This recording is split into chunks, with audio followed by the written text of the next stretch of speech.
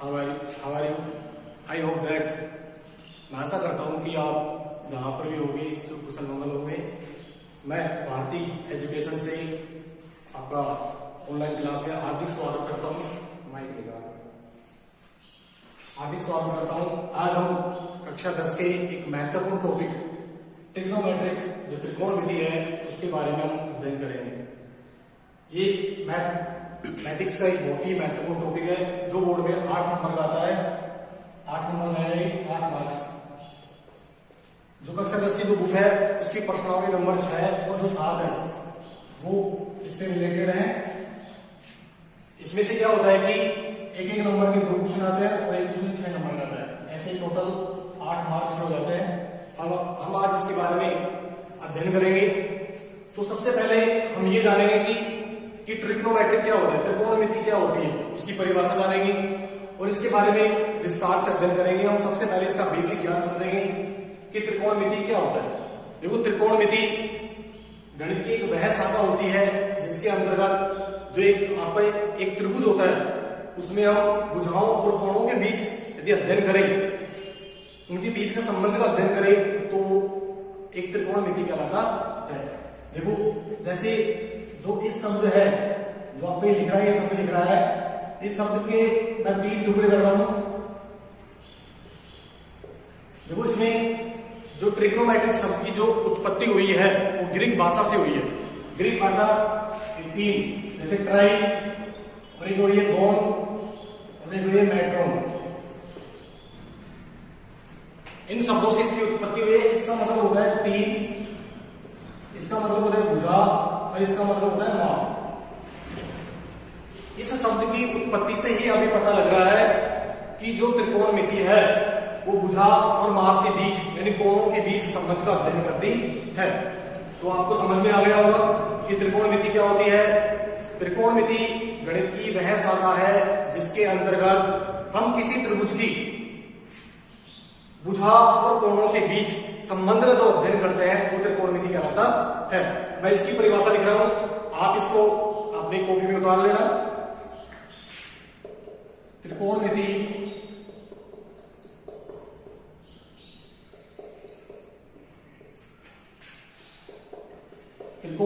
गणित की वह शाखा है, त्रिकोणमिति गणित की वह शाखा है, वह शाखा है जिसके अंतर्गत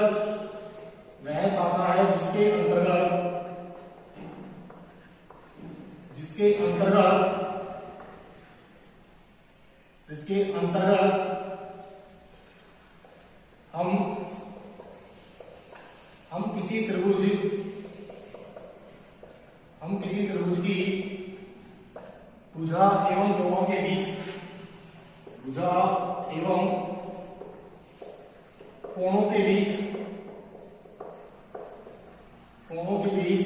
संबंध का अध्ययन ज्ञात करते हैं।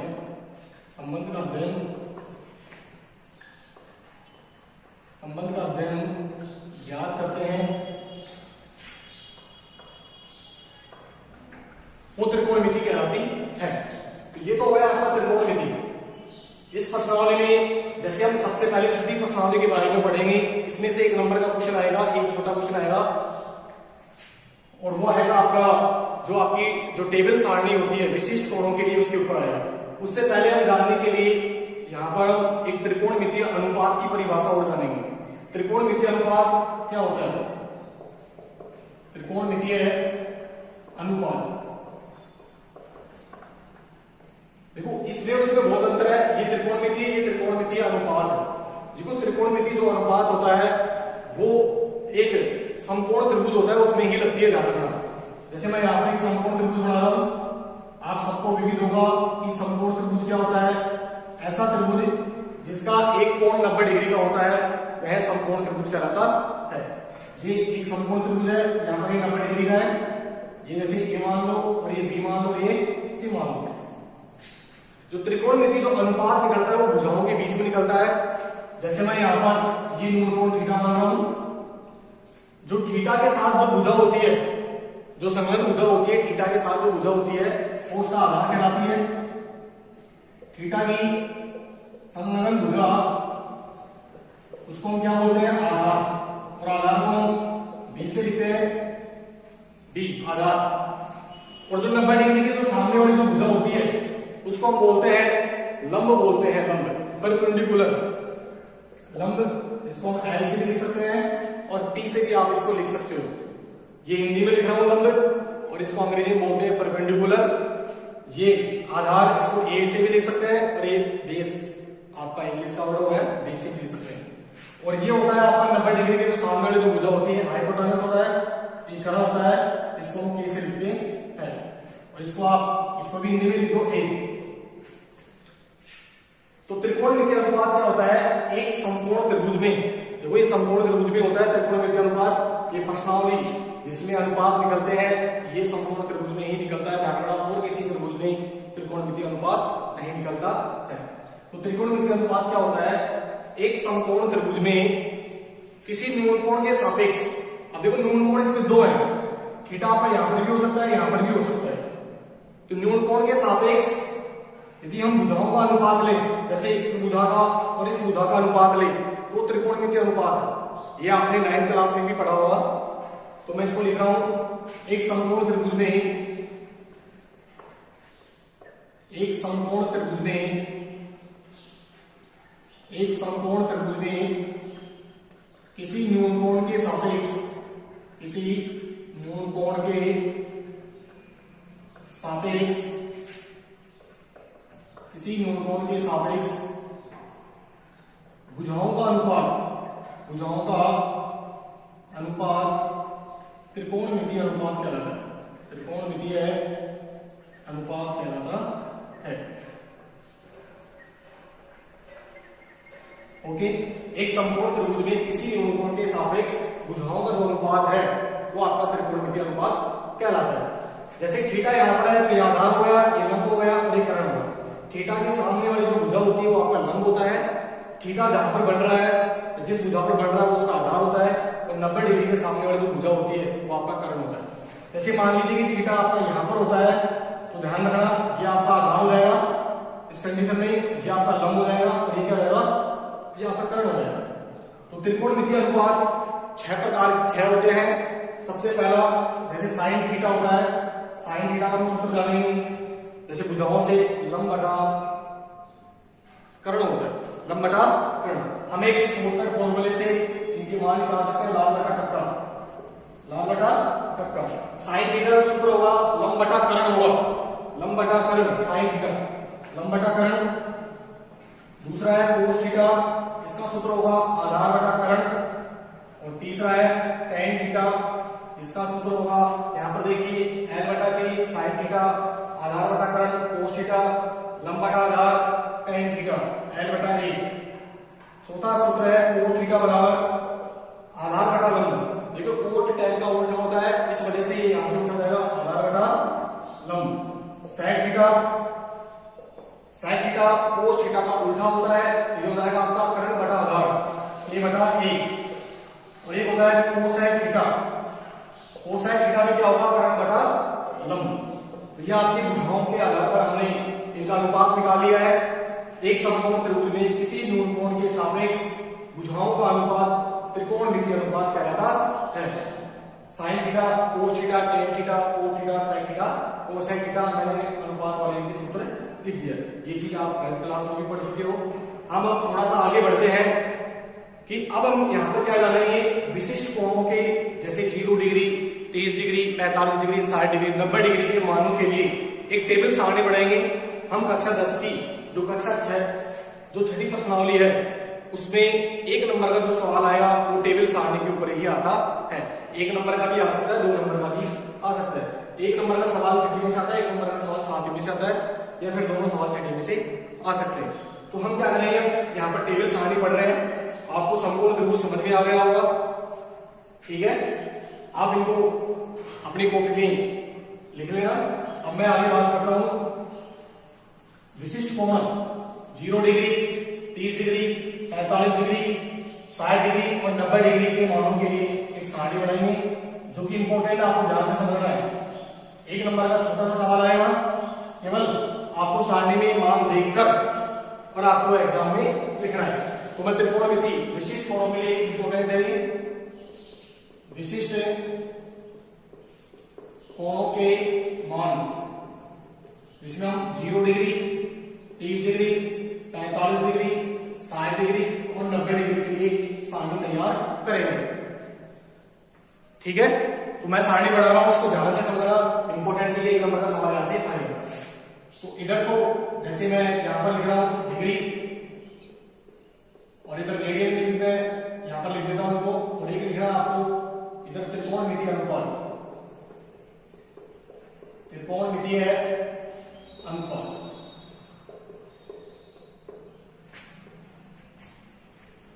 ठीक है, मैं यहां पर 5 मानों के लिए सारणी तैयार कर रहा हूं। एक आपकी 0 डिग्री के लिए, 30 डिग्री के लिए, 45 डिग्री के लिए, 60 डिग्री के लिए और ये 90 डिग्री के लिए। ठीक है, 0 डिग्री, 30 डिग्री, 45 डिग्री, 60 डिग्री और 90 डिग्री के लिए।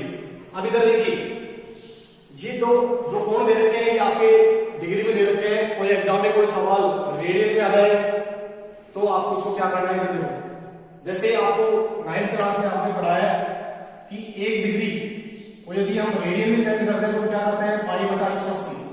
क्या करते हैं, पाई बटा 180। तो इनको चेंज कर लो। यदि परीक्षा में कोई सवाल आ जाता है रेडियन में दे रखा है तो भी आप उसका अनुपात निकाल सकते हो, यानी मान निकाल सकते हो। अब इधर देखिए, जैसे 0 डिग्री है, 0 डिग्री को रेडियन में चेंज करेंगे तो हम क्या करेंगे, इसको 180 से गुणा करेंगे, ये क्या होगा 0। तो 0 डिग्री को रेडियन में भी 0 ही कहा था जरा। अब 30 डिग्री है, इसको चेंज कर लो, पाई बटा 180 गुणा 30, 100 पर 100 पर कट गई, 3 जगह 18, पाई बटा 6 रेडियन। तो 30 डिग्री को हम ये रेडियन में बोलेंगे, क्या बोलेंगे उसको, पाई बटा 6 रेडियन। 30 डिग्री को रेडियन में बदलेंगे, पाई बटा 6। 45 डिग्री को देख लो, पाई बटा 180 गुणा 45, 9 से कट जाएगा, 9 पंजे 45, 9 दूनी 18, 0 और ये 5 और 20, पाई बटा 4। तो ये आ गया आपका पाई बटा 4। 60 डिग्री को चेंज कर लो, पाई बटा 180 गुणा 60, 100 पर 100 पर कट गया, 6 की 18, पाई बटा 3 और 90 को आपको पाई बटा 180 गुणा 90, 0 0 पाई बटा 2। ये हमने इसको चेंज कर दिया है, रेडियन में लिख दिया और डिग्री में भी आपके कोणों को लिख दिया। अब सारणी के मानों को किस प्रकार से समझना, इधर देखिए। सबसे पहले हम समझेंगे जो आपका साइन थीटा है, साइन थीटा के मानों को समझेंगे सबसे पहले। ठीक है, फिर इसके बाद cos theta, tan theta, cot theta, sec theta और ये कोसाइन थीटा। ये आपके मैंने अनुपात लिख दिया है, 6 के 6 अनुपात लिख दिया है। ठीक है,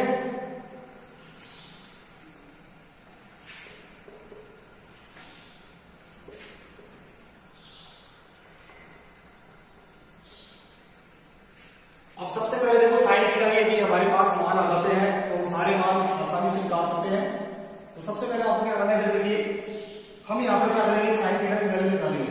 जैसे साइन 0 का मान कितना होता है, साइन 45 का मान कितना होता है, साइन 30 का मान कितना होता है, साइन 60 का मान कितना होता है, साइन 90 का मान कितना होता है, हम ये इसको जानने की कोशिश करेंगे। तो आपको क्या करना है, जैसे देखिए सबसे पहले आपको क्या करना है, 0 से गिनती स्टार्ट करना है। 0, यहाँ पर लिखो 0, यहाँ पर लिखो 1, यहाँ पर लिखो 2, यहाँ पर लिखो 3 और यहाँ पर लिखो 4। लिख दिया। सबसे पहले हम क्या करेंगे, ये मान निकालने के लिए हम यहाँ से 0 से गिनती स्टार्ट करेंगे, साइन थीटा के मान निकालेंगे। साइन थीटा के मान निकल जाते हैं तो हमारे पास सारे के सारे मान लगभग आ जाते हैं। 0 degree, 30 degree, 45 degree, 60 degree, 90 degree के मानों के लिए पढ़ेंगे। तो 0, 1, 2, 3, 4, तो लास्ट वाली संख्या क्या हमारे पास 4। 4 का भाग आप सभी में दे दीजिए। 4 का भाग दीजिए सभी में, 4 4 4, ये 4 और ये 4। अब आपको क्या करना है, 4 का भाग दे दिया हमने। अब आपको सबके ऊपर अंडर रूट लगाना है। ठीक है, इनके ऊपर अंडर रूट लगा दो। ये मैंने सबके ऊपर अंडर रूट लगा दिया। इसके बाद यहां पर बराबर का चिन्ह लगाइए। अब इधर देखिए, 4 का भाग हम 0 में देंगे तो 0 आएगा, किस किसी भी संख्या का भाग कोई भी संख्या 0 से यदि 0 को बाहर लेते हैं तो वहां पर क्या आता है 0 आता है। 4 का भाग 0 लेने का 0 और 0 का वर्गमूल कितना होता है 0 ही होता है। अब ये दोनों संख्या आपस में नहीं कटेंगी। जब ये दोनों संख्या आपस में नहीं कटेंगी तो इधर देखिए 1 का अंडर रूट कितना होता है 1 और 1 का वर्गमूल 1 होता है। 4 का कितना होता है 2, तो इसका मान लगेगा 1/2। साइन 0 का मान 0, साइन 30 का मान 1/2 होता है। अब इधर देखिए यहां से ये दोनों आपस में कर सकते हैं, पहले इनको काटना है। तो एक काम 2 2 दूनी 4 हो गया। अब देखिए 1 का अंडर रूट 1 हो जाएगा, वो अंडर रूट से बाहर निकल जाएगा। अब 2 है, 2 का वर्गमूल कुछ नहीं होता है तो उसको अंडर रूट में ही आपको रखना है। तो 1/√2 ये साइन 45 का मान हो गया। अब साइन 60 का मान निकालेंगे। ये दोनों आपस में नहीं कर सकते। जब आपस में दोनों नहीं कटेंगे तो आपको क्या करना है √3 का कुछ वर्गमूल होता है नहीं होता है तो हम क्या करेंगे इसको अंडर रूट में ही रखेंगे।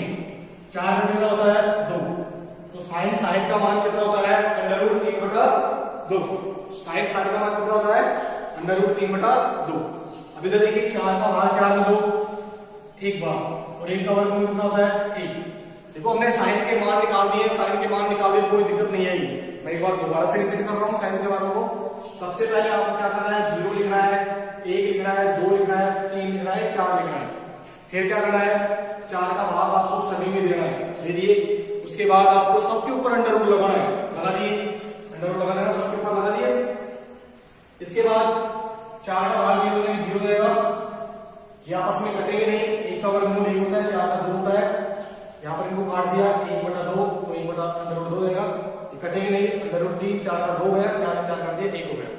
अब इधर देखिए दूसरा मान साइन थीटा के मान हम किस प्रकार से निकालेंगे। इधर देखिए देखो साइन की वैल्यू आ जाती है तो हमें कोस की वैल्यू निकालने में कोई दिक्कत नहीं आएगी। आपको क्या करना है कि साइन के मानों का उल्टा करना है।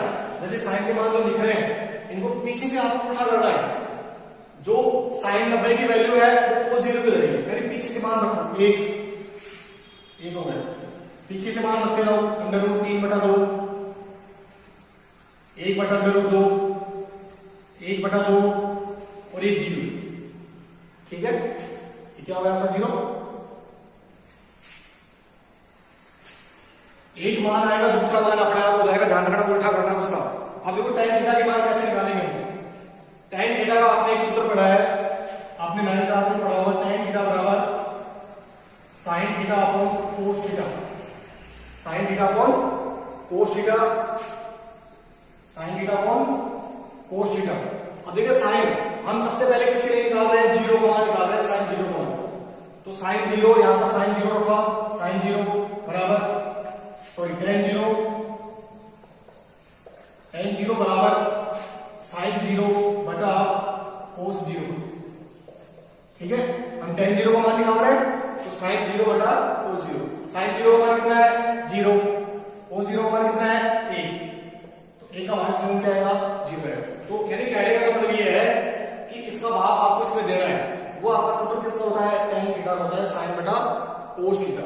sin थीटा/cos थीटा ये किसका सूत्र होता है tan थीटा, यानी इसका डिवाइड इसमें करना है, आपके tan के मान आ जाएंगे। 1 का भाग 0 में 0। इसी प्रकार से यहां पर देखो साइन 30 के 1/2 और इसका मान कितना है √3/2। 1/2/√3/2, इसका भाग इसने दिया 2 से 2 क्या हो गया कैंसिल, तो कितना आ गया 1/√3। यहां पर आ जाइए, इसका भाग इसमें दो 1/√2/1/√2 से √2 क्या हो गया कैंसिल। 1 का भाग 1 करने के लिए कितना आया 1, ये आ गया आपका 1। यहां पर देखिए इसका भाग इसमें दो, भाई सूत्र बन रहा है साइन थीटा बटा कोस थीटा। √3/2 बटा 1/2, इसको काट दो इससे, ये हो गया आपका √3। और इसका भाग इसमें देंगे तो आपका आएगा इनफिनिटी आएगा, अनंत आएगा। देखो 0 का भाग 1 में देंगे तो 0 आएगा और 0 भाग 1 में क्या आएगा इनफिनिटी आएगा। ये हो गया आपके tan के मान हो गए। tan का सूत्र आप जानते हो sin/cos। tan का मान आने के बाद आप क्या कोट का मान निकाल सकते हो। कोट का मान देखो, इसमें क्या करना है, एक बार आ गया, दूसरे बार को पीछे से उल्टा करना है। tan कोट का उल्टा होता है, उधर ले आओ, पीछे से ले आओ। अनंत √3 1 1/√3 और ये हो गया आपका 0। ये क्या हो गया 0। अब sec थीटा, अब sec थीटा का मान आपको और समझना है। sec थीटा का एक सूत्र होता है, sec थीटा बराबर क्या होता है 1/cos थीटा।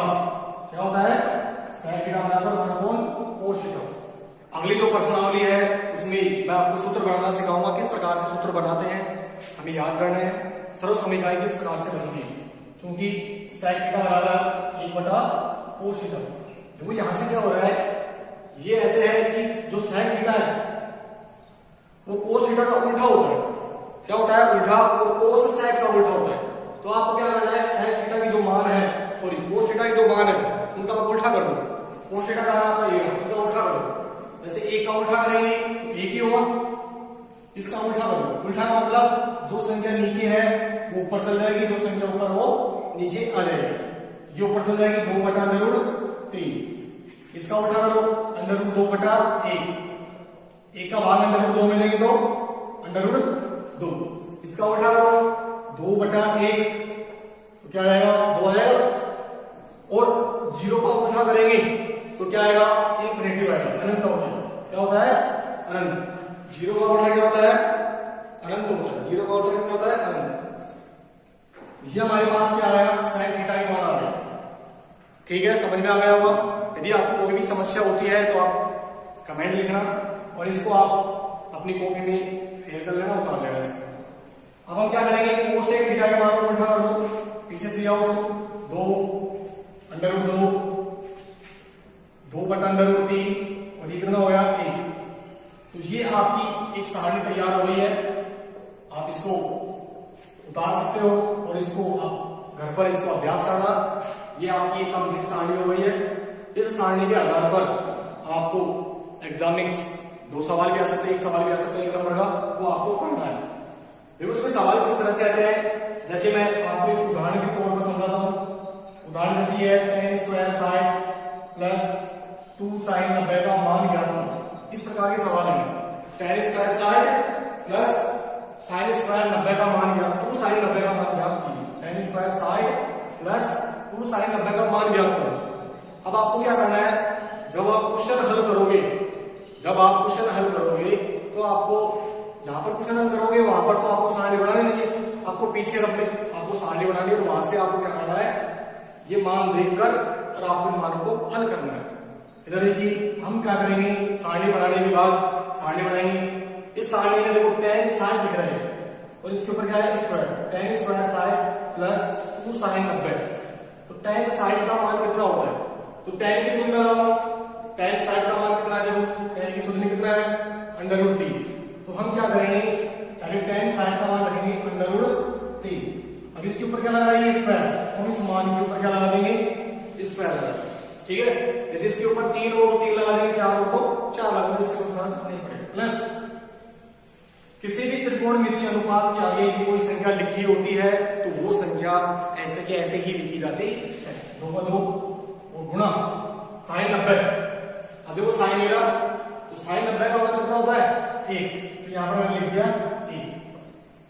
ठीक है, अब आपको क्या करना है, √3 का स्क्वायर देखो कितना होता है। √3 का स्क्वायर कितना होता है, √3 को √3 से गुणा करो, √9 और √9 का मान कितना होता है 3 होता है। कितना होता है 3। तो यह आ गया हमारे पास 3 प्लस 2 एकम 2, 3 और 2 कितने हो गए 5। तो इसका आंसर कितना आ गया 5। कितना आ गया 5। tan² sin प्लस 2 sin 90 का मान कितना आया 5 आ गया। ठीक है, हम और भी एग्जाम्पल की बात करते हैं।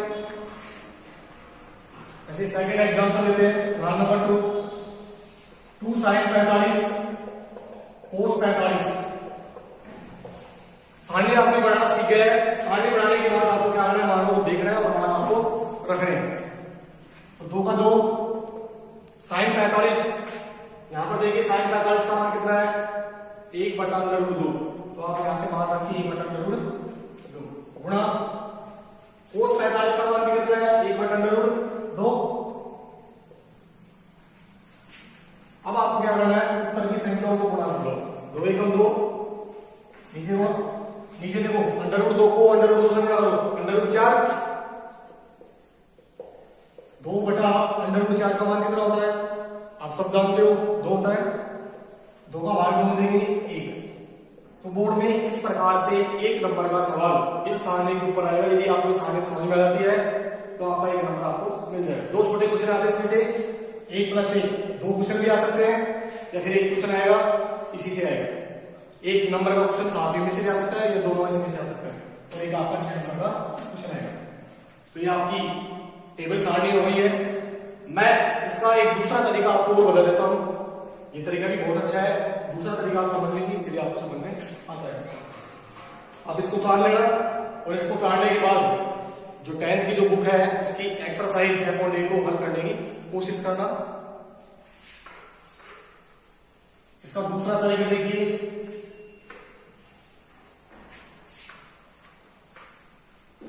दूसरा तरीका भी बहुत आसान है, कोई दिक्कत नहीं आएगी आपको। आप इसको एक बार दोबारा से कराना, घर पर अभ्यास करना। कोई भी दिक्कत हो तो आप कमेंट में लिख देना।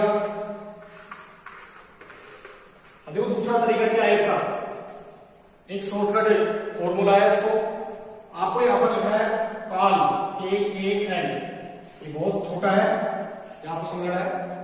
देखो KAL आपको लिखा है काल, इसका मतलब क्या होता है, K का मतलब है कर्ण, A का मतलब है आधार, और L का मतलब होता है लंब। यहां पर हम लिखेंगे 0 डिग्री, यहां लिखेंगे 30 डिग्री, यहां पर लिखेंगे 45 डिग्री, और यहां लिखेंगे 60, और ये लिखेंगे 90, क्योंकि हम इस प्रश्नावली के अंतर्गत विशिष्ट कोणों के मान ही निकाल रहे हैं। 0 के लिए, 30 के लिए, 45, 60 और 90 के लिए। आपको क्या करना है, 0 के शुद्ध में आपको संख्या याद रखनी पड़ेगी, यदि आपको ये तरीका समझना है। आपका दूसरा तरीका है, इसमें आपको 0 के सामने क्या लिखना है वो याद रखना पड़ेगा। 0 के सामने आपको 220 लिखना है, ठीक है। 30 डिग्री के शुद्ध में आपको 231 लिखना है, याद रखना पड़ेगा आपको। यदि इनमें कुछ भी होगा तो आपकी टेबल का गलत हो जाएगी। 45 इसकी शुद्ध में आपको 211 लिखना है, 60 की शुद्ध में आपको 213 लिखना है, और 90 की शुद्ध में आपको 202 लिखना है। बस इतना सा काम करना आपको। अब इसमें और क्या करना है, जल्दी देखिए, जो आपको ये करना है, इसमें बड़ी संख्या कौन है, अरे बड़ी संख्या 2 ही है, तो आपको क्या करना है, बीच वाली संख्या के ऊपर अंडर रूट लगाना है, ठीक है। इधर बड़ी संख्या क्या है 3, तो 3 के ऊपर अंडर रूट लगा दो, और इधर बड़ी संख्या क्या है 3, इसके ऊपर अंडर रूट लगा दो। ये तरीका आपको समझने के लिए आपको लाल बटा कक्का वाले सूत्र भी आपको आने चाहिए। लाल बटा कक्का, लाल बटा कक्का मैंने भी आपको समझा है। लंब बटा कर्ण साइन थीटा होता है, साइन थीटा बराबर लंब बटा कर्ण, आधार बटा कर्ण कोस थीटा, tan थीटा बराबर लंब बटा आधार, कोट थीटा बराबर आधार बटा लंब, और sec थीटा बराबर कर्ण बटा आधार, कोसेक थीटा बराबर k बटा l। अब आपको जिसका मान चाहिए, अब जैसे हमने यहां पर टेबल सारणी से मान देखा था, जैसे मेरे को tan 60 का मान चाहिए यहां से, तो tan 60 का मान कैसे निकलेगा, इस वाले तरीके से tan 60 का मान कैसे निकलेगा, देखिए tan 60। अब देखिए आपको tan का सूत्र पता होना चाहिए, जो अनुपात वाला जो सूत्र है इसमें tan का सूत्र पता होना चाहिए आपको। tan का सूत्र क्या होता है, लंब बटा आधार, सॉरी l बटा a, लंब बटा आधार होता है l बटा a। इसमें देखो यहां पर कितना लिखा है 60, तो आपको क्या करना है 60 का करो, 60 है तो 60 को देखो l कितना है √3, और आधार कितना है 1, तो √3 बटा 1 बराबर कितना आएगा √3। तो tan 60 का मान कितना होता है √3। हमने उस सारणी से देखा तो भी उसका मान कितना था √3। जैसे sin 90 का देखते हैं, sin 90 सबसे पहले आपको साइन का सूत्र याद होना चाहिए। साइन का सूत्र क्या होता है, लंब बटा कर्ण। अभी यहाँ पर 90 लिखा है तो आपके 90 के सूत्र में आना है। जैसे यहाँ पर 45 होगा तो 45 के सूत्र में जाना है, 60 होगा तो 60 के सूत्र में जाना है, 90 होगा तो 90 के सूत्र में जाना है। तो इधर देखिए 90 में देखो l कितना है 2, और कर्ण कितना है 2 बटा 2, दोनों भाग दोनों देंगे एक बार, तो साइन 90 का मान कितना होता है 1। कोस 45 का भी देख लेते हो, ऐसे आप कोई भी मान निकाल सकते हो इससे, क्योंकि कोस 45 बराबर कोस का सूत्र याद होना चाहिए, आधार बटा कर्ण, आधार बटा कर्ण। अब यहाँ पर कितना लिख रहा है 45, तो हम 45 की सुध नहीं देंगे।